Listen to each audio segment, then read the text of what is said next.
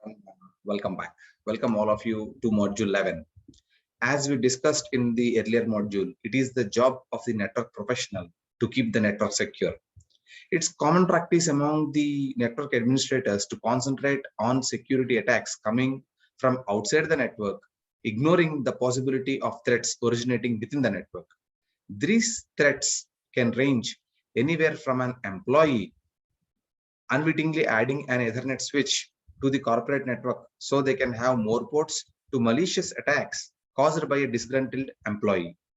It's the job of the network administrator to keep the network safe and ensuring that business operations continue uncompromised. Then how do we keep network safe and stable? How do we protect it from malicious attacks from within the network? How do we make sure employees are not adding switches, servers, and other devices that might compromise network operations? This module provides you an introduction to keeping your network secure from within. So let's check out the different techniques that can be implemented for ensuring security and safety of our networks. So let's get going. In the earlier module, we discussed about the different types of attacks that can target layer 2 vulnerabilities, right?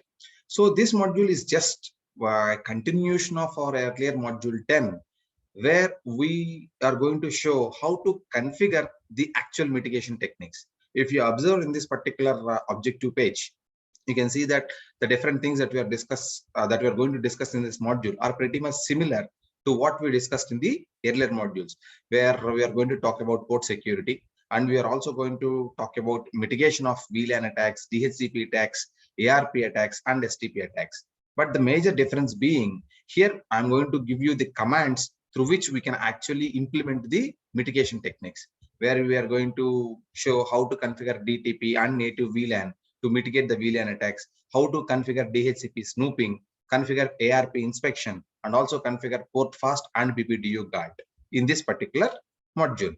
So first, let's talk about what you mean by port security. Why do you need it? How do you implement it? Now, layer 2 attacks are some of the easiest for hackers to deploy, but these threats can also be mitigated with some common layer 2 solutions. The first thing what we usually do is all switch ports should be secured before the switch is being deployed for production use. How do you secure a port? That is completely dependent on type of functionality that you intend the switch for. A simple method that many administrators use to help secure the network from unauthorized access is to disable all unused ports on a switch. We did some of these things in our ITN course, Introduction to Network, CCNA 1 course. So what is to be done in order to disable the ports on a switch? It's pretty simple. You navigate to each unused port and issue the Cisco IOS shutdown command. If a port must be reactivated at a later time for our usage, you can simply enable it with the no shutdown command. The best way of doing it is you can use the interface range command. If I want to shut down all ports from 5 to 24, I can simply type in interface range fast Ethernet 0x5-24 shutdown. That will automatically shut down all the ports from ranging from 5 till 24. We worked with the interface range commands when we tried to configure either channel, the redundancy in our module 5 and module 6. The same interface range command can be used here. So we also talked about the MAC table attacks, MAC address table attacks, where attackers keep on sending messages so that they try to fill up the switch table, where the switch will now start sending out traffic on all its ports, broadcasting. The simplest and an effective way to prevent MAC address tables is to enable the port security. In order to counter against these MAC address table attacks, we need to implement port security for our switches. What do you mean by port security? It's a simple mechanism. It limits the number of valid MAC addresses that is allowed on a port. So for a particular port, how many number of MAC addresses are actually allowed is what port security is all about. So it allows an administrator to manually configure MAC addresses for a port, or to permit the switch to dynamically learn a limited number of MAC addresses. Earlier, the switch can get any number of MAC addresses requests from even from the attackers also. But now when I configure port security, I can have a control on the working of the switch or the working on the particular port. So I can control the number of MAC addresses that the particular port is going to handle. So once a port is configured with port security, when it receives a frame, the source MAC address is compared to the list of the secure MAC addresses that were manually configured or dynamically learned on the port. By limiting the number of permitted MAC addresses on the port to 1, port security can be used to control unauthorized access to the network. This is the first step that we are going to do. This is called as port security. We have a couple of packet tracer activities in this particular module. You can do check that out as well, where you can enter the commands. Now, this is how what happens, or this is how we implement port security. You can see here, whichever interface you want to implement it, just enter into the interface configuration mode, interface F0x1, and then once I type in switch port security, you can see in, again, let me show you. You can see in this particular output here, the command is rejected first. The switch port security command, once I entered that in the interface mode, it automatically said it is rejected, get lost. Why is that? Because port security can only be configured on manually configured access ports or manually configured trunk ports. By default, all the layer 2 switch ports are set to dynamic auto, trunking on. That is the reason when if you don't put it into access mode and straight away apply switch port security on an interface, it will not accept. So for that reason, what we need to do is, whichever interface you want to implement port security, first you need to enter this command, switch port mode access, and then convert it and putting it into access mode. Only then you need to enter in switch port security. So this command will enable port security on this particular interface. Now, once you do that, you can actually use the show port security interface command to display the current port security settings for this particular interface we just configured. You can see show port -security interface F0x1. It is showing that the port security is enabled. We will talk about this violation mode in a couple of minutes. And then it is also telling me the maximum allowed MAC addresses is 1, which is by default. You can see all the information that is related to this particular interface regarding port security is displayed here. You can see here, there is no configured MAC address, there is no sticky MAC address, there is nothing present here. The reason is there is still at this point of time, there is no device that is connected to this particular F0x1 port. That is the reason I'm showing, it is showing all zeros here. This is how you actually start, or this is how you enable the port security on a particular interface. Now you can also, once you do that, once you enable it, there are a lot of things that you can do here. We will be discussing about these things in detail.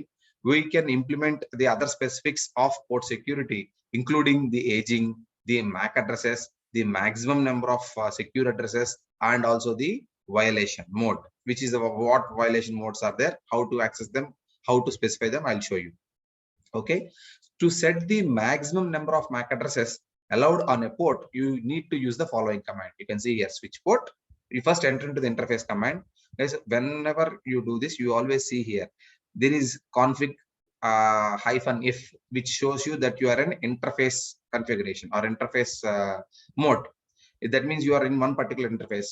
So interface F0x1, and in that mode, then you need to enter switch port security maximum. If you press in the question mark, because only then it will tell you what is the maximum number of MAC addresses.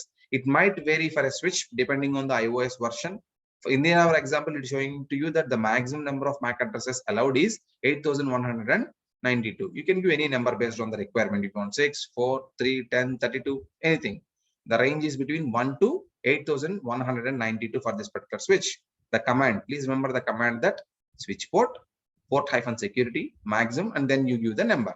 Okay, so once you give that, how does the switch know or learn about the MAC addresses on a secure port? I implemented port security. Now I'm saying that the port is called as a secure port. Now I also implemented that the maximum number of MAC addresses is maybe 3 or 4. Now how does the switch learn about these MAC addresses? How does it identify? There are 3 ways of doing it.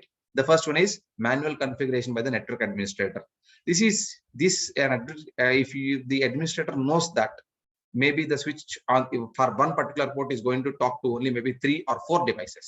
Now, if I have only 3 or 4 devices, then I can simply type in each one of those MAC addresses in that particular port.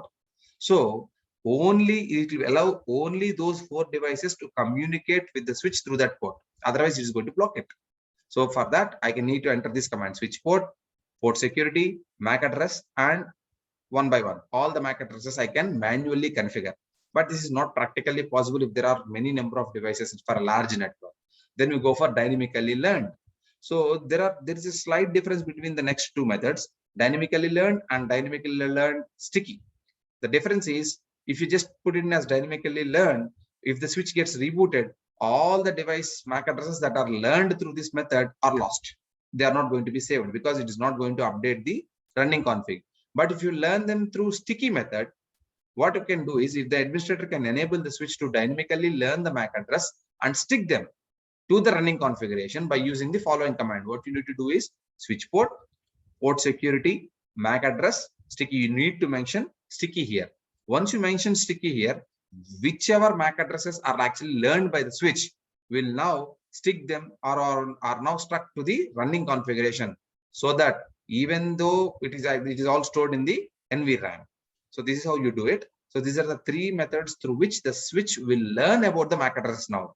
Please remember the steps. First thing is, you first enabled port security on an interface.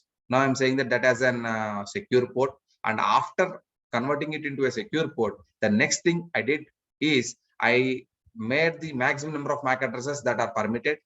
And for these MAC addresses, for the switch to learn them, either I can configure them manually or allow the switch to learn them dynamically. If I want the switch to keep the dynamically learned addresses, I can simply put in dynamically learned. But if I want to keep them later on, then I need to type in sticky: switch port, port security, MAC address, sticky. That is the thing. Now you can see here, this is how the actual commands are written down. I go into interface F0 by 1. The first thing I need to do is switch port mode access. Unless until I do that, I manually configure this interface as an access port, your port security will not work. So after that, switch port, port security, I enabled port security. And the next command, switch port, port security maximum 4. I am saying that on this particular interface, there are only maximum of 4 MAC addresses are allowed, not more than any 4. And I also saying that one of these MAC addresses is this. This is manually configured. And then I'm also saying that you dynamically learn them and stick them. So the remaining 3 can be dynamically learned and they will be there. So in order to see whether I have entered them properly or not, I can always use the show command to verify the output. So show port security interface FA0 by 1. It shows that the port security is enabled. The status is secure app. The violation mode is shut down. Aging and violation mode we will discuss. And this is showing that the maximum MAC address is 4. There is 1 MAC address because I already gave it here. The configured MAC address is 1. And it's also showing to me there is another show command that I can use, which is show port security addresses. Show port security addresses, which will actually show me all the MAC addresses that are currently configured, and if at all the switch has learned through dynamic way. Okay, so whatever, if the switch has learned in a dynamic manner, all those MAC addresses also will be displayed here. Now, what do you mean by aging? So port security aging can be used to set the aging time for static and dynamic secure addresses on a port. There are 2 types of aging. One of it is absolute, the other one is inactivity. Absolute means if I specify a timer, as soon as the timer expires, everything, all the addresses that the switch has learned are gone, are deleted. Inactivity means for the same specified timer, if the switch is inactive, if it is nothing is happening, if it is staying idle, then for that particular period of time it is inactive, then they will be deleted. So these are the 2. This is the difference between the absolute and inactivity types of aging. So use aging to remove the secure MAC addresses on a secure port without manually deleting the existing secure MAC addresses. What you can do is this is the command that you need to type in. So aging of statically configured secure addresses can be enabled or disabled on a per port basis. So for each port, switch port, port security, you just mention aging, and these are all your options. So using this command, you can either enable or disable static aging for the secure port, or to set the aging time or type. We will discuss each one of these options here. Okay, so this is the same command: switch port, Port security, aging, static, time, type, which is absolute or inactivity. Static means enable aging for statically configured secure addresses on this particular port. Time is just in minutes. You can specify the range from 0 to 1440 minutes. If you specify 0 minutes, that means the aging is disabled. You can specify any number of minutes according to your own wish. The other two types, just I told you. If I mention it is absolute, that means whatever minutes that I give here, your switch will automatically delete all the addresses, all the secure addresses stored from that after the timer goes 0. If you mention type inactivity, this is an inactivity aging type. The secure addresses on this port age out only if there is no data traffic. Otherwise, if the port is inactive. Inactive for how much time? Whatever time I mentioned it here. Whatever time I mentioned it here. If for that particular amount of time, if the port is inactive, if it is not receiving any traffic or if nothing's happening, then all the addresses that are learned will be removed. For absolute means I'll give you some specified time, and within that time it will be removed. Whether it doesn't matter if it is active or data is going through, nothing of that sort. Automatically all the addresses will be deleted from the address list. Now, this is an example where we actually implement those things. You can see here on the interface FA 0/1, switch port, port security, aging, time 10. And I am also specifying switch port, port security, aging type, inactivity. Okay, that means that I'm saying if there is no activity for 10 minutes on this particular port, you simply remove all the addresses that are learned on this port. This is what you can actually check the using by the same show command. It shows that port security is enabled. It is showing that secure shutdown is there. Port status, aging time is 10 minutes. The aging type is inactivity. Address aging is disabled. The maximum addresses is 4. This is the same thing that we learned earlier, right? So this is how you actually implement aging on a port. Now, what about these two things? Violation mode and port status. What happens actually if a malicious user or an attacker tries to connect to the switch? What happens? Such a state is called as a port security violation. If the MAC address of a device attached to a port differs from the list of the secure addresses, then a port violation occurs. And once a port violation occurs, your port will be kept in an error disabled state. It will be converted into an error disabled state. So what is this error disabled state, and what happens, or what type of action is to be taken when a port violation occurs? Once again, the network administrator can decide, because we have 3 violation modes.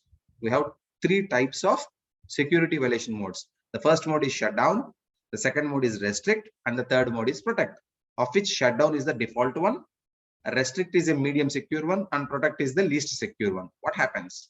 You can see here, by default it is in a shutdown mode. Now if shutdown is selected, what happens is, if something happens, the port will transition into an error disabled state immediately. It will turn off the port LED and shuts it down. No traffic is allowed. No traffic is allowed in or out. Okay, and unless until the administrator manually re-enables this particular port, it will remain in the shutdown mode only. The network administrator must use the shutdown and no shutdown commands so that to re-enable it again. The second violation mode is restrict. This, what it does is, it once again drops the packets with unknown source addresses until you remove a sufficient number of secure MAC addresses or drop below the maximum value or increase the maximum value. That means if I give more MAC addresses space, maybe port security MAC addresses 6 or 8, if there is some more space, then it will consider the incoming packets. Otherwise, it will keep dropping the packets. This mode, in the restrict mode, it causes the security violation counter to increment, and it also generates a syslog message. So the administrator will be able to see how many people are trying. In the protect mode, as I told you, it is the least secure mode. What it will do is, it will also drop the packets with unknown MAC addresses, but it will not generate a message, or it will not shut down the port. Okay. So how do you know, how do you put these modes in? It is also pretty simple. It's a simple command. You go into the interface mode, switch port, port security, you mention violation, and then whatever it is. If you want to restrict, you put it as restrict. If you want it as protect, you put it as protect. You can see here, always whichever violation mode you are entering, you can always check it here. You can always see using the show commands. You can see it is enabled, secure shutdown, You can see the violation mode is now converted to restrict. The aging time is 0 minutes. The aging type is absolute. Now this is a simple comparison of these three modes.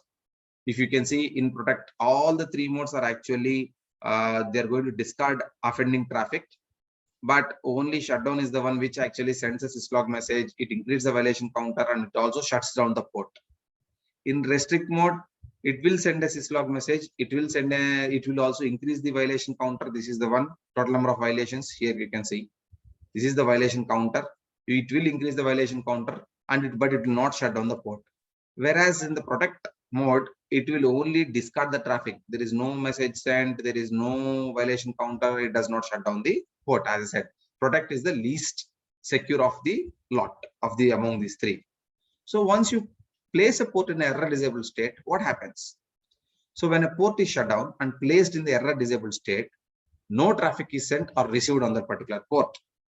A series of it, you keep on getting the port security related messages like this. You can see here, state is down, some problem however, you can see secure violation error detected on FA01, putting the FA01 in an error disabled state. You keep on getting these messages.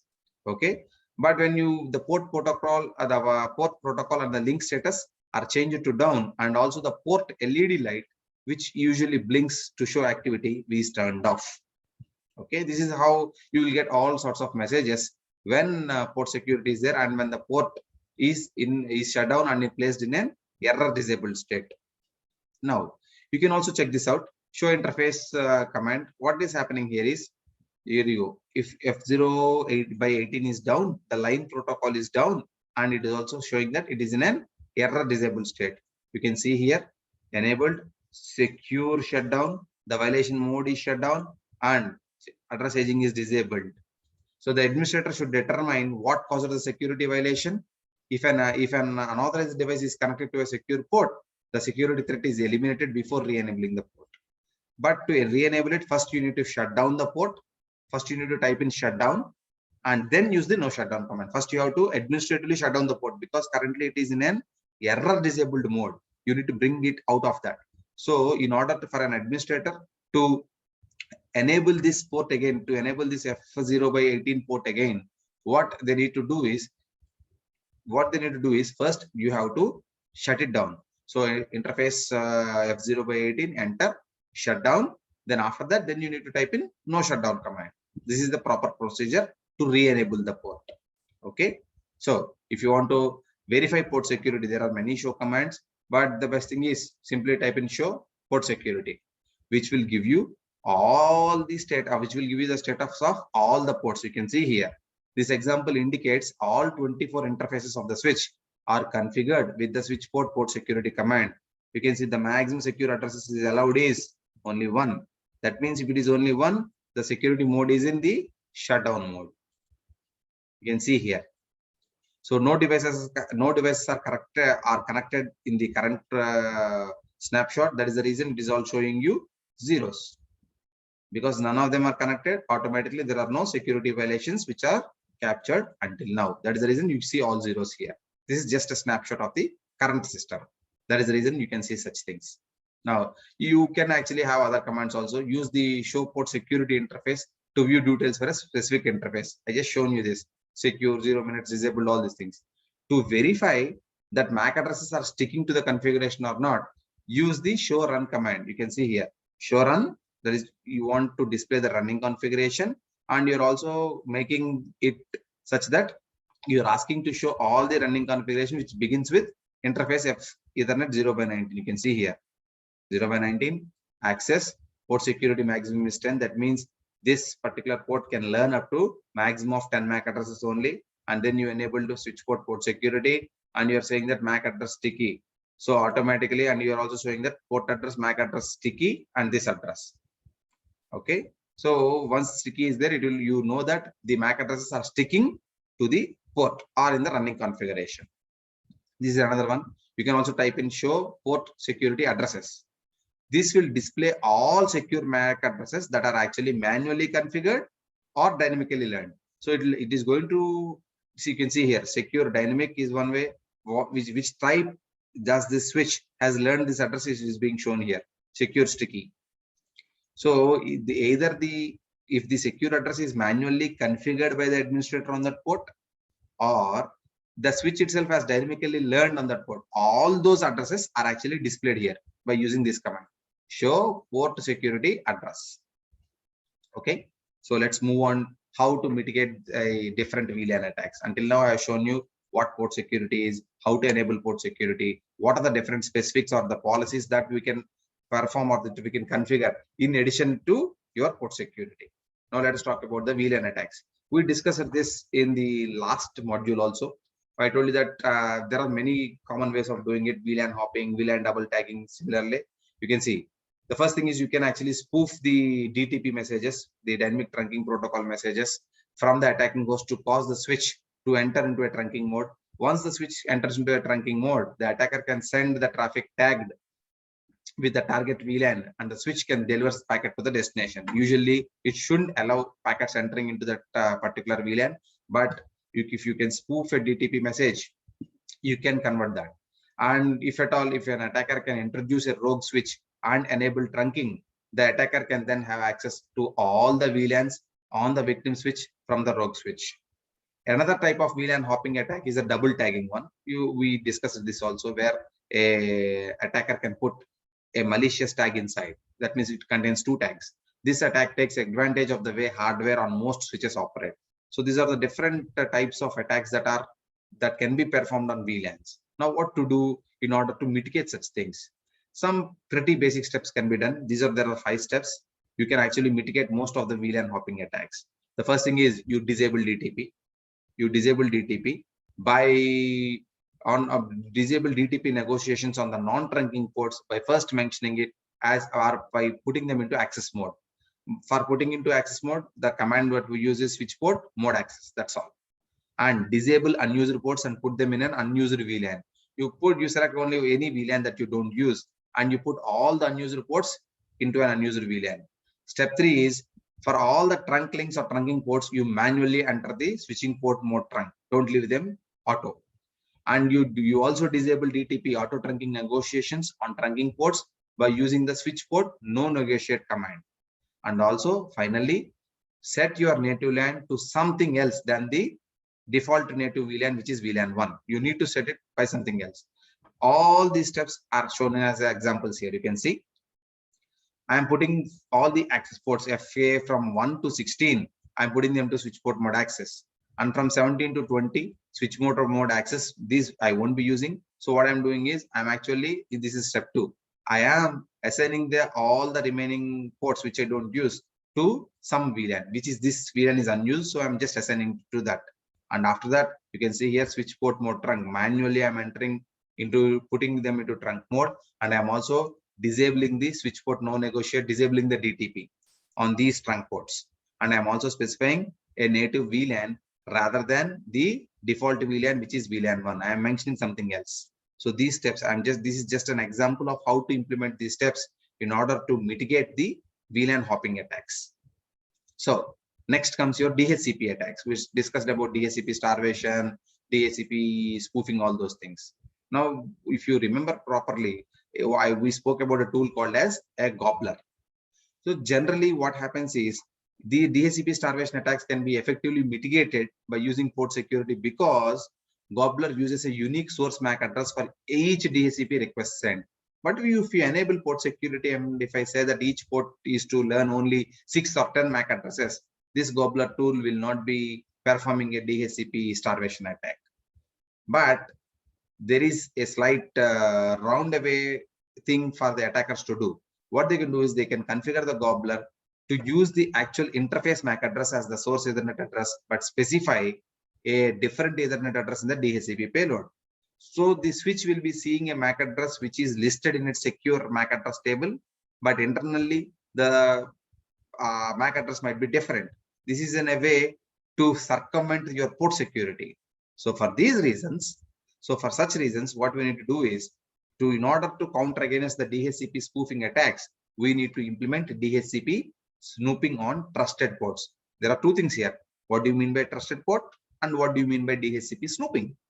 So as I told you, the gobbler can be implemented in such a way that the port security will not give you any protection.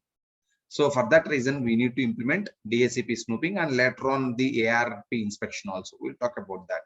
As I told you, DHCP snooping just does not rely on source MAC addresses. What it does is, it will decide whether the DHCP messages are from an administratively configured trusted or untrusted source. So the network administrator has to mention which port is trusted or which port is untrusted. It then filters the DHCP messages and also rate limits the DHCP traffic from untrusted sources. From trusted source doesn't matter, because I know it is a legitimate source and I will accept any rate of DHCP traffic, no issues. But if a port is in an untrusted mode, then if the port is sending too much of DHCP traffic, I am better off closing that particular thing. So which are trusted ports? When do you say they are trusted ports? The devices under the administrative control, which might include switches, routers, and servers, these are all the trusted sources. The trusted interfaces must be explicitly configured as trusted. That means the network administrator must mention each one of those interfaces as trusted. Devices outside the network and all access ports are generally treated as untrusted sources. I have a small diagram in the next slide where you can understand it better. Now, a DHCP table is built that includes the source MAC address of a device on an untrusted port and the IP address assigned by the DHCP server to that device. The MAC address and the IP address are bound together. So these bindings are placed in a table. Hence, the table is given as the name DHCP snooping binding table. So let us check out what this DHCP snooping is. These are the steps that we need to implement to enable DHCP snooping. So you need to mention IP DHCP snooping command, and then on the trusted ports, you can simply put in IP DHCP snooping trust to tell the switch that this is a trusted port. On untrusted interfaces, you need to limit the traffic that is entering for DHCP. You can type in IP DHCP snooping limit rate packets per second. Whatever number you give here, only that many number of packets per second are allowed on those untrusted ports. So enable DHCP, you can also do the DHCP snooping by VLAN also. For whatever VLANs, you can simply enter in IP DHCP snooping VLAN. I'll show you a small example. Now check this out. There's a switch here. The switch has got two interfaces currently, F0x1, which is connected to a DHCP server, and F0x5, which is connected to an external device. So this small purple colored square box shows you that this is a trusted port. The network administrator trusts this port because it is connected to one of its servers within the network. Whereas F0x5 is an untrusted port because it is connecting to a end device which might be outside the network also. So how do you implement it? The first thing we need to do is, in S1, in the global configuration mode, I need to enable DHCP snooping. Further, the command I need to enter is IP DHCP snooping. Now first let me configure the trusted port. So interface F0x1. Then I need to say to the switch that this port is a trusted port. For that, I need to enter into the command IP DHCP snooping trust. That's all. For the remaining ones which are untrusted ports, you can see here interface range F0x5 to 24. That means all the remaining ports from 5 to 24. I'm making sure that they are supposed to receive a maximum of 6 packets per second DHCP traffic. For that, I need to entering here IP DHCP snooping limit rate 6. This is the command that I use to limit to 6 packets per second only. And also, if I have any VLANs, I can also write them down. IP DHCP snooping VLAN. So this command, what it will do is, it will enable DHCP snooping on all these VLANs 5, 10, 50, 51, and 52. Okay, this is how you configure DHCP snooping. Now you can see here, once you do that, you can actually type in the show IP DHCP snooping command. It will show you that it is enabled. You can see a lot of settings over here. You can also check the binding as well. You can see show IP DHCP binding as well. You can find out which clients have received the DHCP information. You can see the MAC address here, and you can also see the IP address here. You can see the lease here. You can see this type here, and also the interface, and this interface belongs to which VLAN. Please remember that DHCP snooping is also very important and is required for implementing the dynamic ARP inspection, which is DAI. This DAI is pretty important to mitigate the ARP attacks. So let's talk about how to mitigate ARP attacks.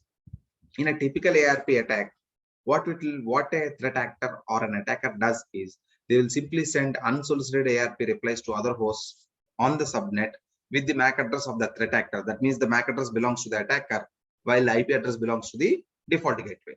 So to prevent such ARP spoofing and thereby leading to ARP poisoning, a switch must ensure that only valid ARP requests and replies are relayed. You have to find a mechanism where a switch must be able to check whether it is legitimate or not. So we have something called as dynamic ARP inspection or DAI, which requires DHCP snooping also, and it will help prevent your ARP attacks by using these things. It will not relay invalid or gratuitous ARP replies out to other ports in the same VLAN. It will also intercept all ARP requests and replies on untrusted ports. Once you mention as trusted ports, it doesn't deal with any of the traffic. So it also verifies each intercepted packet for a valid IP to MAC binding. It's going to check whether the IP address and the MAC address are legitimate or not. And it is also drop and log ARP replies coming from invalid to prevent ARP poisoning. So if this fails, it will automatically drop, but it will also log those addresses also. Error disabling the interface if the configured DAI number of ARP packets is exceeded. So if there is a lot of traffic coming in, you simply place the interface into error disabled mode. Now you can see here the DAI implementation guidelines is first things first, you need to enable DHCP snooping globally, and after that you need to enable the DHCP snooping on selected VLANs, and then enable the ARP inspection on selected VLANs. Similar, the trusted interfaces are configured for DHCP snooping can be done for the same for ARP inspection also. There is a switch here. The F0/24 port is a trusted port because it connects to some other networking device of the network, whereas the remaining ports F0/1 and F0/2 are untrusted ports because I don't know about them. They are connecting to other devices. Now, how do you do that? This is the command. You can see here IP DHCP snooping VLAN 10. Similarly, after enabling the IP DHCP snooping, then I need to enter IP ARP inspection VLAN 10. On the interface FAY0/24, which I know that which is a trusted port here, I'll simply type in IP DHCP snooping trust. Similarly, IP ARP inspection trust, because this is the uplink to the router, and I trust it. For all the remaining ones, for the remaining VLAN 10, this is the VLAN 10 here. So here I'm enabling the DHCP snooping. That means the DHCP traffic entering into the VLAN will be tested. Similarly, the ARP traffic which enters into the VLAN is also be tested. So these are the commands. Remember that you simply can't put ARP inspection only. You need to enable DHCP snooping first. Only then, after that only, I can put in ARP inspection. So similarly, you can actually see here the DAI, the ARP inspection can be configured to check for both the destination or source MAC and IP addresses. You can simply type in these commands. You can see IP ARP inspection validate. So which ones you want to validate? If you put a question mark, it will give you all these options: destination MAC, IP, source MAC. But once you can see here, if you entered these three commands, and then if you do a show run, it is only going to show you the last command, because once you type in these commands in separate different lines, only the last one will persist. All the remaining ones will be overwritten. So if you want to validate, we need to write them in a single command like this: IP ARP inspection validate source MAC, destination MAC, IP. You cannot write them individually. And if you now do the run command, you can see that the IP ARP inspection validate source MAC, destination MAC, IP MAC. Everything is okay now. Everything is active now. Earlier, when I wrote them in separate lines, only one is active, only the IP is active. You can see this is the same thing I have written here. The IP ARP inspection, this is the command: IP ARP inspection validate source MAC. If you want to enter source MAC, give source MAC. If you want destination MAC, if you want to validate the destination MAC, do that. Once again, you can actually check the IP address also. Okay. Now, if these addresses are invalid, it will automatically drop the ARP packets. Okay. If the MAC address is not matching the ones in the Ethernet header also, it will be dropped. This is the work of your ARP. Now, how do you mitigate the STP attacks, spanning tree protocol attacks?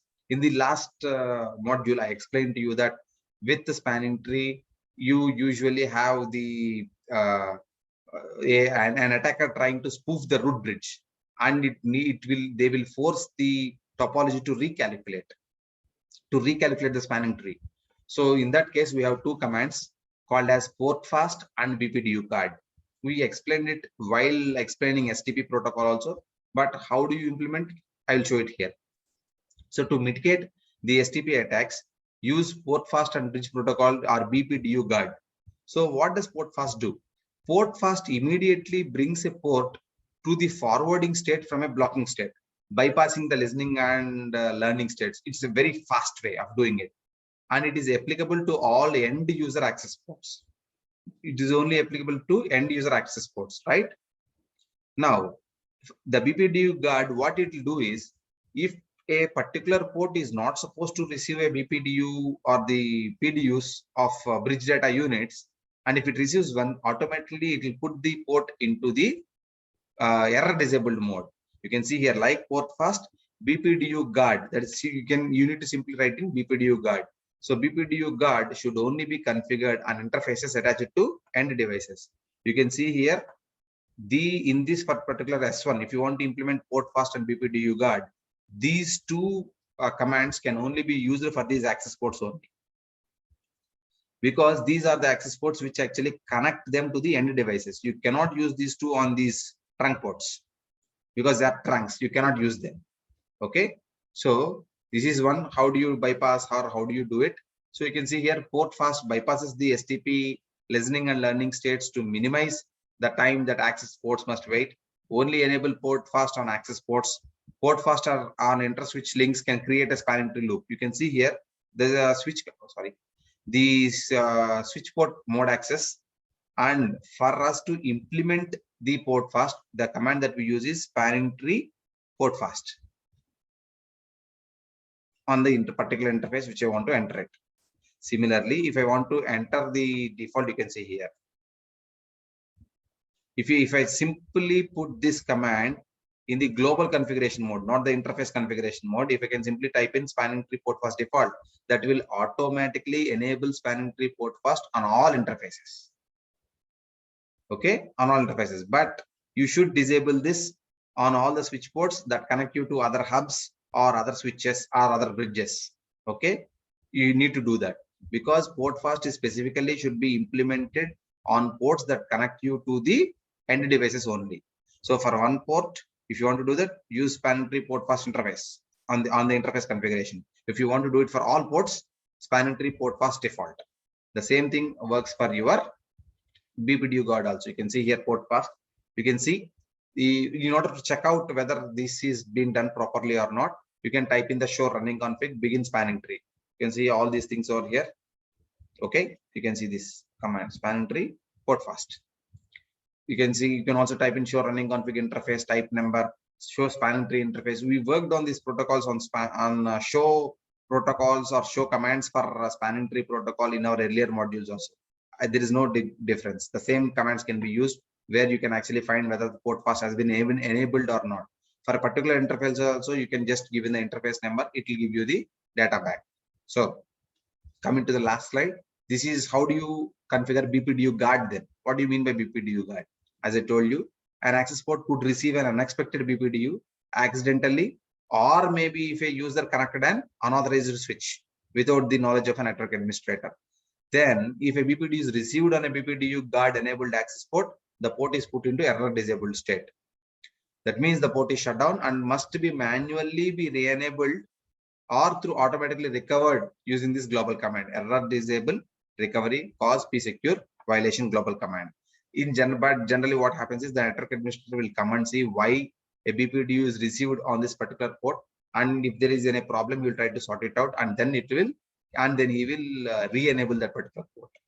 You can see, if you want to enable the BPDU guard, it is pretty much similar like your spanning tree portfast. Spanning tree BPDU guard enable on the interface command.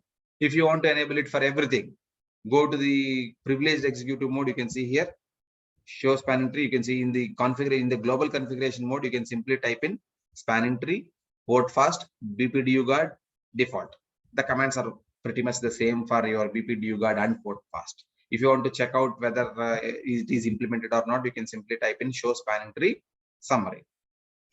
So do check out the 2 packet tracer activities that I'm going to post for this particular module, because theory is okay.